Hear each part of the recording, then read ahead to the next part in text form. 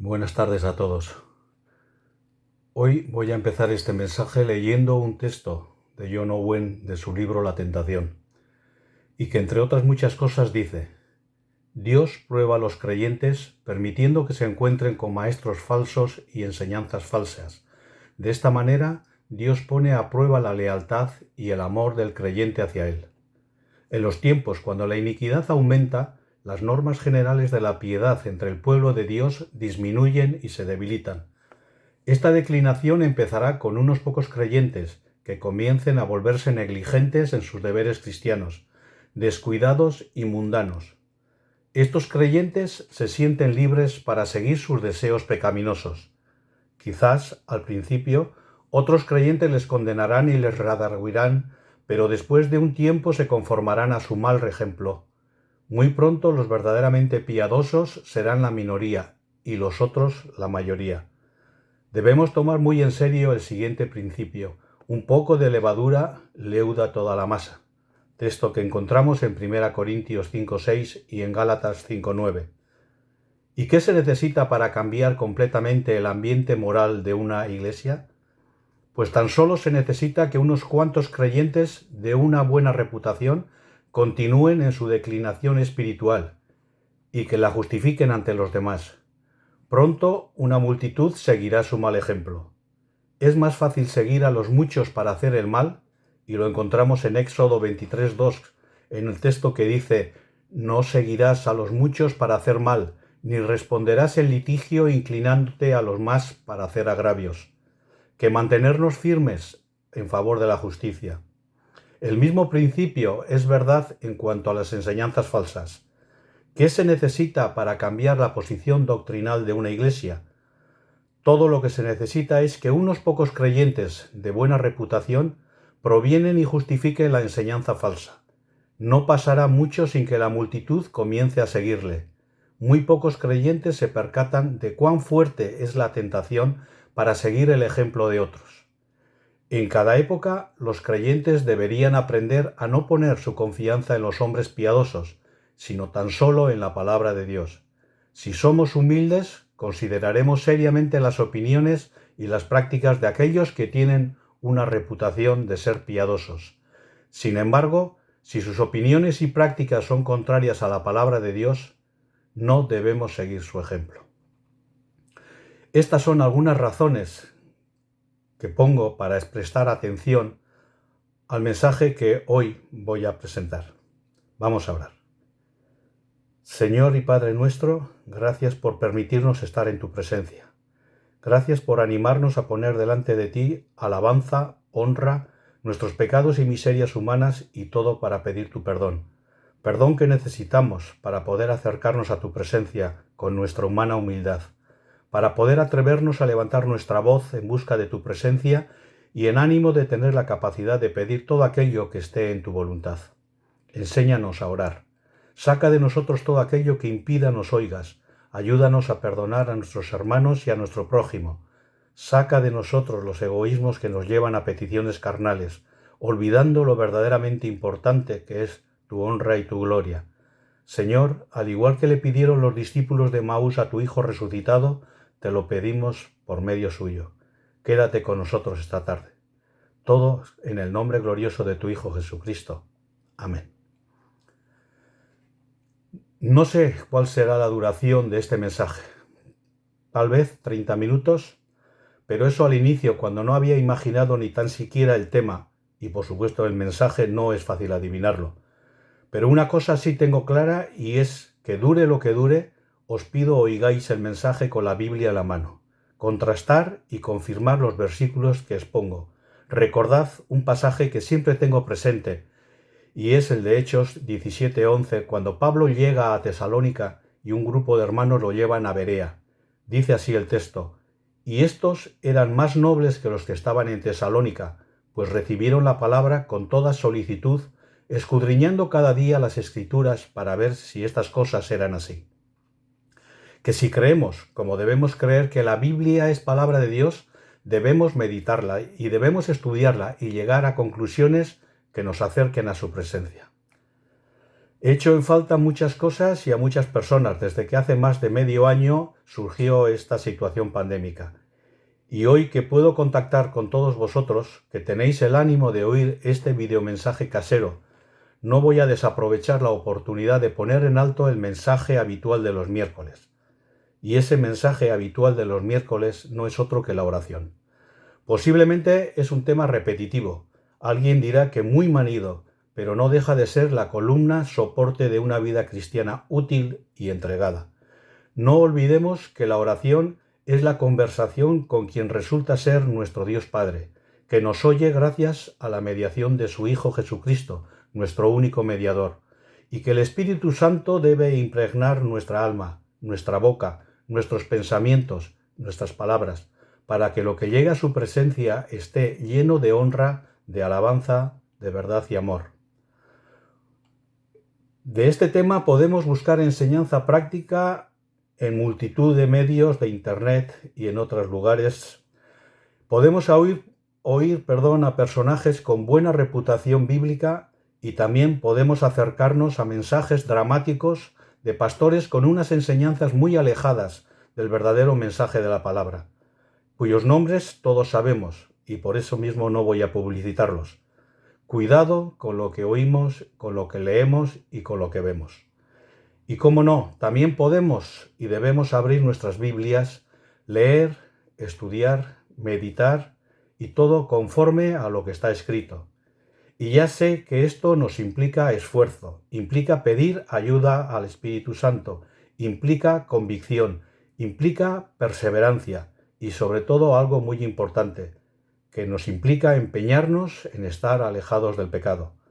Y no vamos a fundamentar este mensaje dándole importancia a detalles como si la oración debe ser en la intimidad o en grupo, si la única fórmula correcta es la que Jesús nos enseñó junto a sus discípulos en el Padre Nuestro, si la unanimidad que pregona la palabra es orar todos por lo mismo o que todos tengamos presente la necesidad de los demás, que si las listas son válidas o livianizan la liturgia.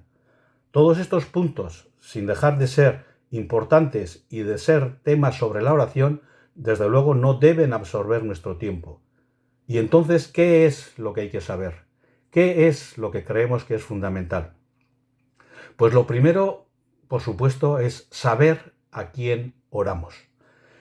Doy por básico que cuando hablamos con alguien, y cuando digo alguien entiendo alguien que conocemos, alguien en el cual podemos establecer una conversación interesante, no un saludo o un comentario simple.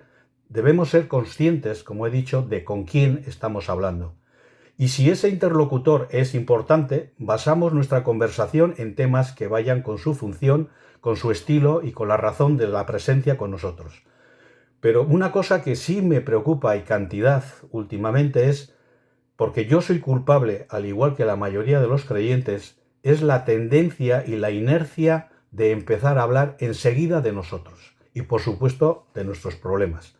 Es preocupante notar que a la mayoría, cuando oramos, parece que Dios no nos interesa, solo lo vemos como un ser que puede darnos bendiciones, como instrumento para conseguir lo que queremos, y esto es un terrible error. Y, por supuesto, es un tema contrario a la palabra, porque una cosa es, y está clara, no valoramos el texto que da Mateo 5:8, que dice: bienaventurados los de limpio de corazón, porque ellos verán a Dios.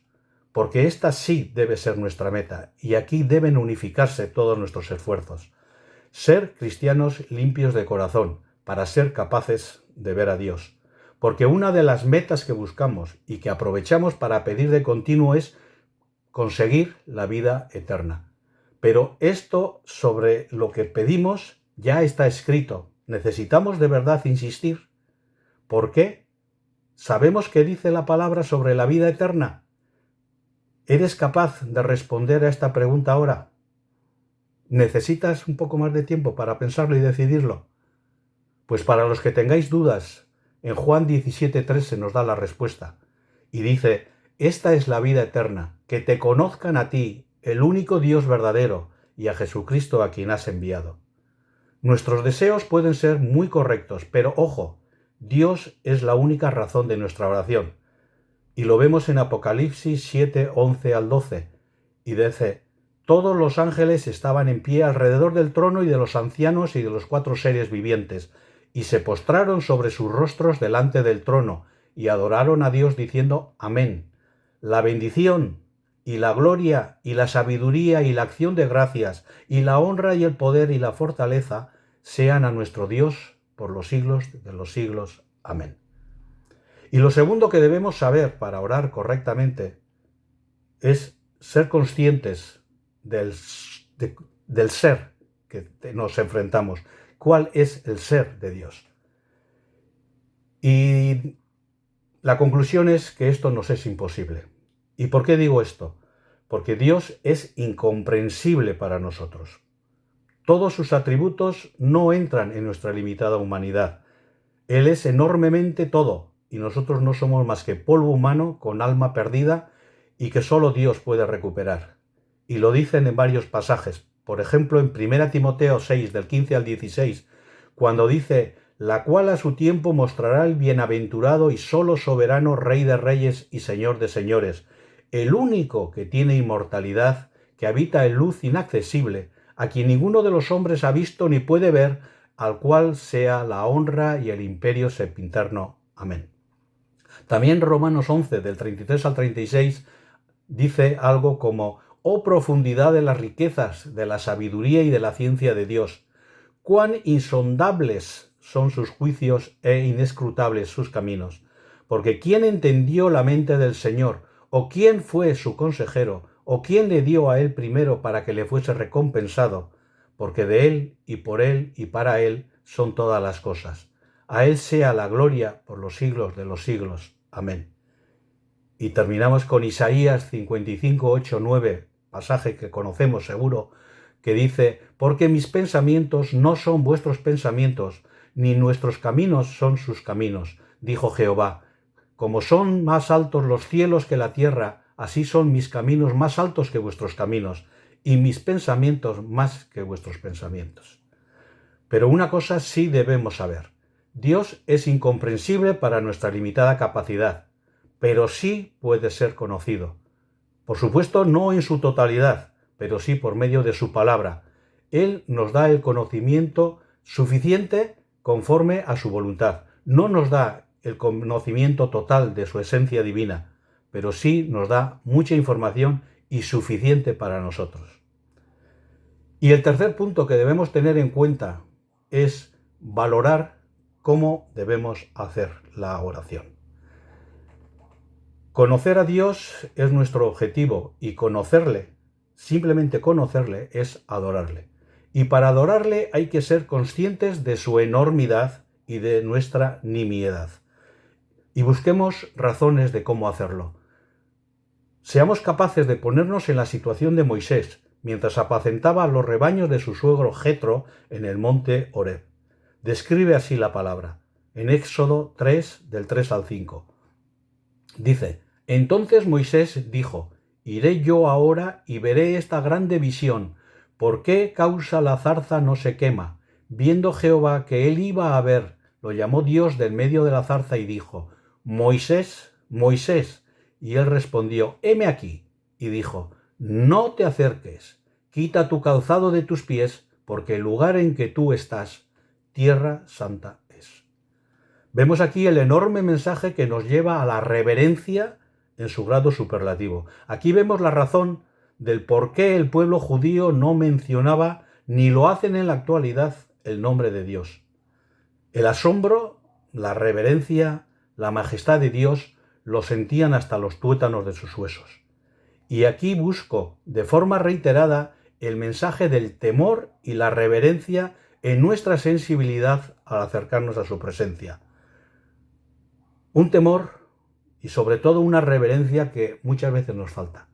Usamos muchas expresiones que tratan de ser cariñosas, simpáticas quizá, cordiales, incluso familiares, pero que no tienen ninguna presencia en la Biblia. A Dios podemos definirlo como Padre Santo, misericordioso Dios, eterno Creador, y a lo largo de sus atributos de cualquiera de ellas, pero nos tenemos que alejar de ese manoseo y de ese constante querido Dios o amado Señor o dulce Padre que entonamos casi de continuo. Esto no tiene cabida bíblica en ninguno de los textos. ¿Y por qué nos gustan? Esta es la definición de la oración cuando vamos a ella. ¿Por qué nos gustan textos como Santiago 5:16, en esa segunda parte que dice, la oración eficaz del justo puede mucho? ¿Por qué nos gustan tanto? ¿Será porque nos gusta todo aquello que tenga que ver con el poder? En el fondo, siempre nos atrae el poder. Cualquier afirmación que nos lleve a entender que podemos cambiar las cosas nos gusta y nos encanta. Sin embargo, es muy importante no confundir el texto con el contexto. Suenan muy parecidos, pero no son ni siquiera similares. Está muy extendido en redes sociales y textos llamados cristianos el mensaje que acabo de leer del 5:16, remarcando el gran poder de la oración. También se utiliza con frecuencia el pasaje de Mateo 21:22, que dice, y todo lo que pidiereis en oración, creyendo, lo recibiréis. ¡Qué promesa, ¡Qué grande! Todo lo que pidiereis en oración, lo recibiréis. Enseñan cómo hay que orar. Eso es lo que dicen. Y a esto me refería al inicio de este mensaje. La capacidad que tenemos de buscar mensajes de enseñanza y del gran cuidado que debemos de tener. Nos ofrecen poder ilimitado por medio de la oración. Mensajes como cambia el mundo, beneficios que da orar al Señor, cómo solucionar nuestros problemas, cómo resolver nuestras dudas. Nos presentan el texto de Juan 15:7 que dice, pedid todo lo que queréis y os será hecho. Pedid todo y os será hecho. Y ofrecen que tú puedes experimentar los milagros que Dios te da por medio de la oración poderosa. Ofrecen curaciones, ofrecen riqueza, te ofrecen consuelo mental. Y todo esto no es un invento, lo he leído y oído en mensajes de internet. Parece fabuloso, ¿no? Pues si tomamos estos pasajes sin tener en cuenta el contexto, vamos a llegar a creer que tenemos en la oración algo así como un mago con lámpara mágica, como que Dios es alguien que está a nuestro servicio y que cualquier cosa que nosotros pidamos está obligado a dárnosla. Pero esto no es así.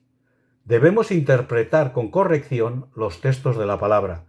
El poder de la oración no es poder para conseguir cosas, sino solo para intentar mover la mano de Dios. Pero tengamos también claro, Dios no permite la manipulación. Interpretar los textos así nos lleva a consolar nuestro egoísmo. Nos lleva, lógicamente, a falsas doctrinas, a creer que Dios está a nuestro servicio, que existe para cubrir nuestros deseos y caprichos, por muy carnales que estos sean.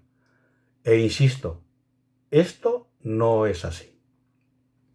Estos mensajes pueden llevar a creyentes poco puestos en las Escrituras, lógicamente, a la frustración.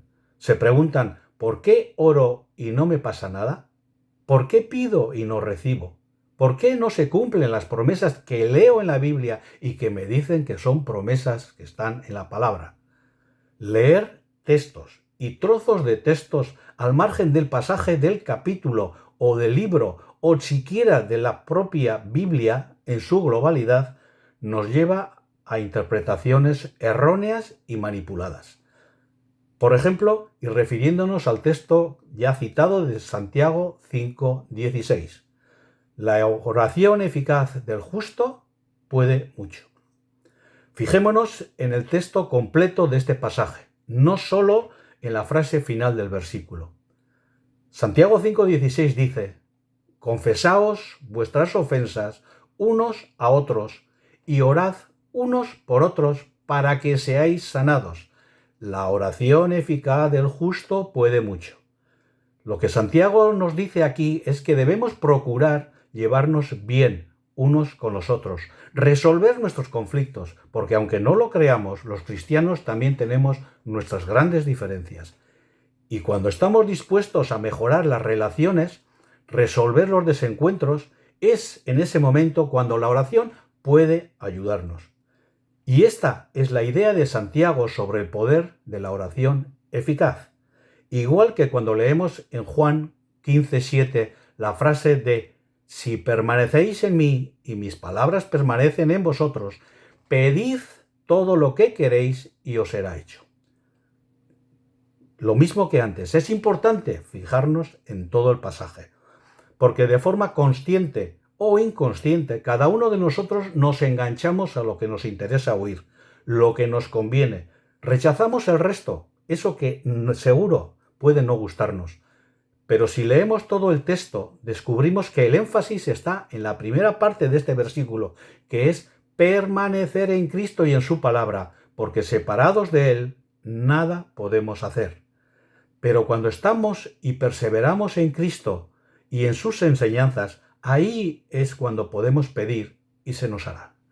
Si sacamos del contexto el versículo, enseñamos falsamente que podemos pedir todo lo que queramos y, por supuesto, lo tendremos. Pero no es eso lo que Cristo dice. No debemos permitir que nuestros deseos carnales nos engañen, ni que las falsas doctrinas nos lleven a entender lo que queremos, pero que no es lo que Cristo enseña en su palabra. Por supuesto, hay gente con muy buena intención, con corazones celosos de ayudar, de compartir y de bendecir a diestro y a siniestro, y creen que la mejor manera de hacerlo es, por supuesto, enseñar los puntos positivos de la palabra. Estamos acostumbrados, muy acostumbrados, a utilizar versículos positivos, versículos bonitos, versículos de ánimo, los que no dicen nada en contra, sino parece que lo único que buscan es levantar los ánimos espirituales de las personas. Pero ojo, esto no enseña la palabra y no es verdad. La Biblia toda entera es palabra de Dios y sabemos que la Escritura es útil, inspirada por Dios. Útil siempre. E insisto, no debemos coger lo que nos gusta y rechazar lo que no nos gusta. Las verdades deben estar equilibradas y ese equilibrio es cuando se comparan con otras verdades dentro de la Biblia, porque no puede haber contradicción entre textos. Cuando un texto encuentra otro texto que no acompaña, que dice lo contrario, ojo y revisemos su significado. Y esto es lo que debemos aprender, a ser capaces de valorar los significados de la palabra. Porque no debemos dejarnos guiar por nuestro corazón carnal, ni por nuestras emociones, ni por falsas doctrinas, que esas que abundan por todos los lados. Debemos estudiar si queremos aprender a interpretar correctamente las Escrituras. Y repito, debemos estudiar, porque tenemos que estudiar, porque sin estudiar nadie sabe. Esto en lo espiritual y en lo humano, pero mucho más en lo espiritual, que nos jugamos la vida eterna, nos jugamos la relación con Dios, nos jugamos la seguridad de todo lo que decimos.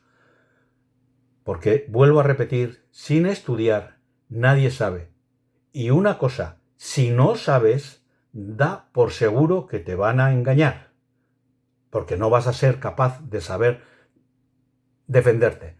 Y esto es lo que trato y lo que he tratado al leer los textos de John Owen al principio de este comentario. Si no tenemos seguridad en la palabra, habrá muchas razones por las cuales nos desviaremos del camino. Seguiremos a personas que no debemos, seguiremos doctrinas que no corresponden y seremos pasto de muchos errores y ya no voy a decir desvíos de nuestra fe. Porque todo esto que estamos hablando, incluso podemos contrastarlo en el contexto general. Cuando leemos a Santiago 4, 2 y 3 que dice: codiciáis y no tenéis, matáis y ardéis de envidia y no podéis alcanzar, combatís y lucháis, pero no tenéis lo que deseáis, porque no pedís. Pedís y no recibís, porque pedís mal, para gastar en vuestros deleites. Santiago no nos dice que todo lo que pidamos en oración lo vamos a recibir, sino solo aquello que va conforme a la voluntad de Dios. Y tenemos en 1 de Juan 5, 14, 15 otro contexto que nos ampara lo de Santiago 5, 16. Y dice: esta es la confianza que tenemos en Él, que si pedimos alguna cosa conforme a su voluntad, Él nos oye. Y si sabemos que Él nos oye en cualquier cosa que pidamos, sabemos que tenemos las peticiones que le hayamos hecho. Pero hay una condición: conforme a su voluntad. Si pedimos, lo debemos hacer en su voluntad. Por todo esto, insisto, debemos estudiar para evitar dejarnos arrastrar por falsas enseñanzas que nos quieren llevar a convertir a Dios en simple realizador de nuestros caprichos y deseos, convirtiendo a ese Dios en siervo nuestro en lugar de asumir su insondable poder y deidad. Nosotros somos los siervos de Dios. Debemos orar, pero siguiendo las pautas que el mismo Dios ha marcado en su palabra. Debemos hacerlo con conocimiento, y de ese modo es más seguro que recibamos lo que pedimos. Si utilizamos la Escritura para orar, lógicamente, primero debemos aprender a utilizarla de manera correcta. Por eso digo que Dios nos ayude a entender su palabra. Si pretendemos servir a Dios, si pretendemos conocer la voluntad de Dios, tenemos que estudiar las Escrituras. Y ya sabemos que la oración eficaz del justo puede mucho, pero eso no significa que Dios esté a nuestro servicio, sino que si pedimos algo, debe ser conforme a su voluntad. Esto puede resultar decepcionante en algunos, tan decepcionante que más de uno puede irse a buscar otras doctrinas que le regalen el oído para conseguir cualquier cosa. Pero esto, tristemente, no está amparado en la palabra de Dios. Se llama falsedad doctrinal. Lo que está en la palabra es que debemos llevarnos bien los unos con los otros. Y si queremos mejorar, solucionar, entonces sí, la oración tiene poder. Porque la oración nos lleva a acondicionar nuestros corazones y entonces se resuelven mejor los conflictos. A esto se refiere Santiago. Y la idea de que todo lo que pidamos en su nombre lo recibiremos, debemos asumir que es así si permanecemos en Él y en sus enseñanzas. Recibiremos permaneciendo en Él y en sus enseñanzas. Y su enseñanza está clara, es que pidamos conforme a su voluntad. Y para conocer su voluntad, debemos estudiar su palabra. Vemos que todo es un círculo que se cierra con la misma palabra. Porque estudiar no es leer por encima, quedarnos con lo que nos gusta, recoger los trozos de la palabra que nos entusiasman y que nos motivan. Hay que profundizar para ver si somos capaces de entender lo correcto. Y otra consideración. Podemos pedir cualquier cosa que consideremos correcta, pero asegurándonos que es conforme a la voluntad de nuestro Dios. Porque si no está en su conformidad, no debiéramos tener ni siquiera la tentación de pedirlo, porque seguro que además no lo vamos a recibir. En estas enseñanzas, oremos a Dios, pidámosle su ayuda, su sabiduría, su constancia en el estudio y sobre todo humildad y reverencia en nuestro acercamiento a su voluntad.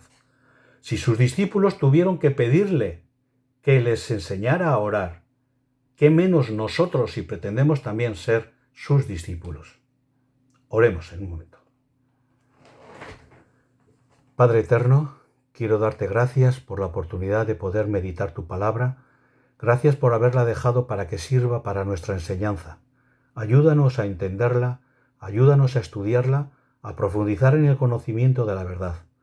Ayúdanos, vuelvo a entenderla y sobre todo a no malinterpretarla. Enséñanos y ayúdanos a saber acercarnos con reverencia y humildad ante tu presencia. Enséñanos a hablar contigo con libertad, como un Padre eterno y unos hijos obras de tus manos. Pon amor entre hermanos en nuestras peticiones. Ayúdanos a honrarte, bendecirte y alabarte sin descanso, y con la convicción que solo el Espíritu Santo puede darnos, y siempre por medio de tu amado Hijo Jesucristo, estate siempre con nosotros, en el nombre de Él. Amén.